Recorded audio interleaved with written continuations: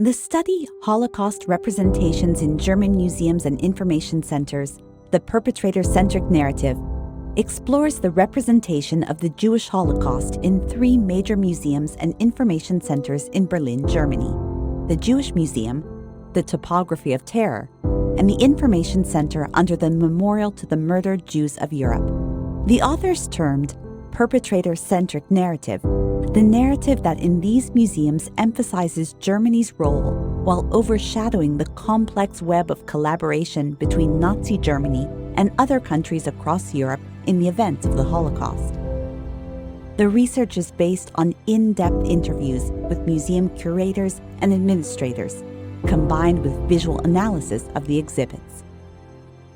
It contextualizes the perpetrator-centric narrative within Germany's post-war history, highlighting how public acknowledgement of the Holocaust and Germany's responsibility became central to the national identity, beginning with events like Willy Brandt's Warsaw genuflection in 1970.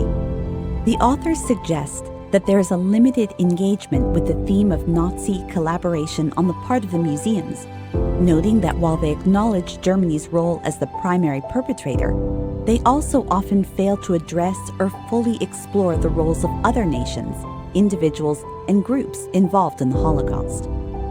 Interviews suggest that political considerations influence the narrative in these museums, with curators admitting that it would not be beneficial for Germany to accuse other countries, reflecting a cautious approach to discussing Nazi collaboration. As a result, one may argue that history in these museums is constrained by political factors.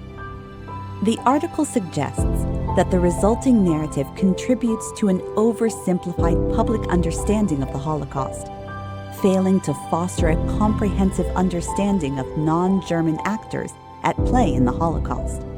The study acknowledges the difficulties in revising the perpetrator-centric narrative, including potential backlash from both the German and non-German public, and the risk of being perceived as shifting blame away from Germany. The authors conclude by calling for a more balanced narrative that acknowledges the roles of various active and passive agents across Europe.